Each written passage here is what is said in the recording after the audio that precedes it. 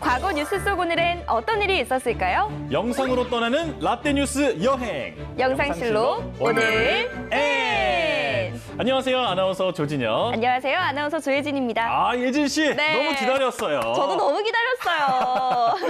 자, 예진 씨. 역사는 과거로부터 만들어진다는 말 알고 계시죠? 그럼요. 지금도 우리가 영상실로 오늘 N을 통해서 새로운 역사를 써내려가고 있잖아요. 그렇죠. 시간이 지나면 지금 우리가 보내는 이 프로그램도 이 시간도 새로운 역사로 남겨질 테니까 더 열심히 해야겠다 이런 생각이 들어요. 맞습니다. 그런 의미에서 또 과거에는 어떤 뉴스가 있었는지 궁금해지는데요. 빨리 한번 만나볼까요? 아, 좋습니다. 네, 그럼 과거 속 오늘에는 어떤 일들이 있었는지 함께 보시죠.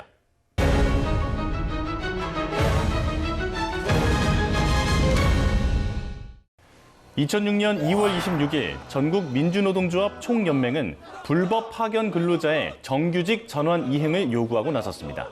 민주노총의 정규직 전환 이행 요구는 불법 파견이 적발될 경우 사용자는 파견 근로자를 정식 고용해야 한다는 파견 근로자 보호 등에 관한 법률이 나왔습니다.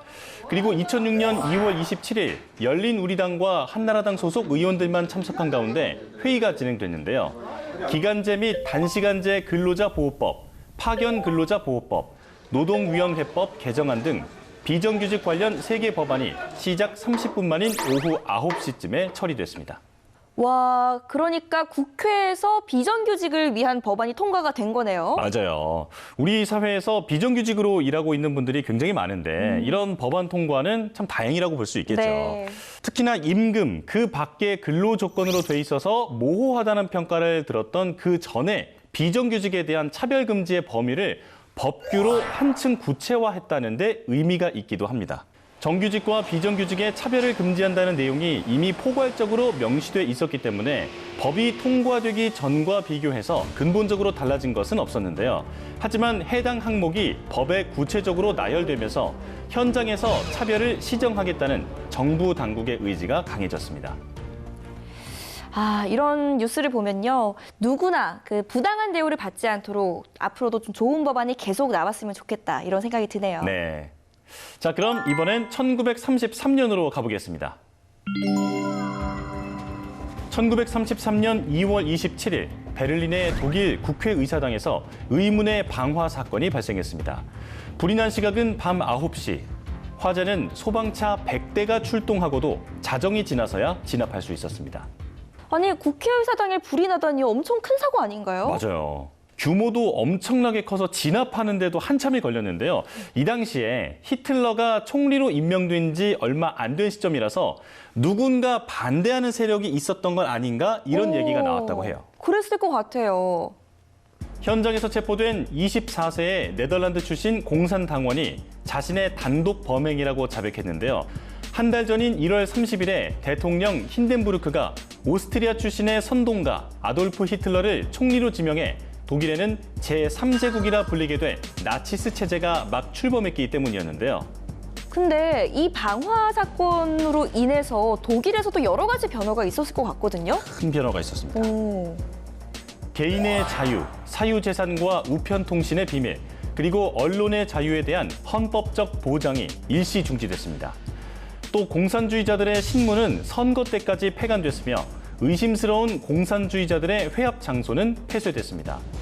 또 법령에 의해 공산당원 4천여 명이 체포됐고 공산당 의원 81명 전원도 체포되거나 추방됐습니다. 이후 방화범에 사형을 선고할 수 있는 법안이 방화 사건 이후에 통과됐고 방화범은 다음 해인 1934년 1월 10일 처형됐습니다. 그런데 실제로 진짜 그 사람이 범인이 맞는 거예요? 사실 이 루베라는 방화범이 자신의 단독 범행이라고 밝히긴 했지만 이 사건의 진상은 아직도 밝혀지지 않고 미궁 속에 있다고 해요. 아, 역시 그러면 진상은 역사와 함께 사라져버린 거네요. 그렇다고 볼 수 있죠. 자, 그럼 이번엔 2005년으로 떠나보겠습니다. 2005년 세계 자연기금에서 매년 2월 27일을 세계 북극곰의 날로 지정했습니다. 이는 기후변화에 대한 우려가 일상이 됐고 북극곰이 가진 상징성과 이들이 직면한 생존 위기를 널리 알릴 목적으로 지정한 건데요. 맞아요. 이 기후변화 위기 때문에 북극곰들의 보금자리인 얼음이 많이 녹고 있다는 뉴스 우리 매일같이 보잖아요. 그렇죠. 지구온난화 문제로 눈과 얼음이 녹고 있는데요. 북극은 이미 북극곰이 살기 힘든 곳으로 변하고 있습니다. 맞아요. 그 다큐멘터리 같은 걸 보면 막 펭귄들 그리고 뭐 북극의 북극곰들 막 그 잠시 쉬어갈 얼음을 못 찾아서 막 계속 헤엄치는 그런 장면들을 보면 너무 마음이 아프더라고요. 너무 안타까워서 말도 더듬으시네요. 해빙에 의존해 살아가는 북극곰은 기후변화로부터 직접적인 영향을 받는 중요한 지표종으로 북극 생태계 전반과 기후변화의 흐름을 이해하는 데 큰 도움을 주고 있습니다. 또 북극곰은 먹이 사슬의 최상위 포식자로서 북극 생태계의 균형을 유지하는 데 중요한 역할을 하고 있는데요.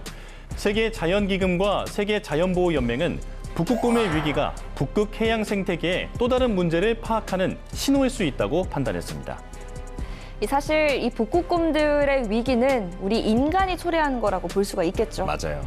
기후변화로 인해 북극은 전 세계 평균보다 2배 정도 빠르게 기온이 상승했고 지속적인 해빙의 감소에 따른 서식지 상실로 2008년 5월 북극곰은 미국 멸종위기종 보호법에 의해 멸종위기종으로 지정되기도 했습니다. 우리 환경이 계속 이렇게 망가지고 있어서 지켜내야 한다라는 목소리가 세계 곳곳에서 들리고 있잖아요. 우리가 또 편리하다고 막 사용하는 것들이 그 환경 오염의 또 주범이 되고 있으니까요. 맞아요. 그래서 저는 일회용품을 잘 사용하지 않아요. 그럼 어떤 걸 사용하시나요? 제 컵도 좀 가지고 다니고 저는 그 배달 음식 시켜 먹을 때도 네. 절대 일회용품을 받지 않습니다.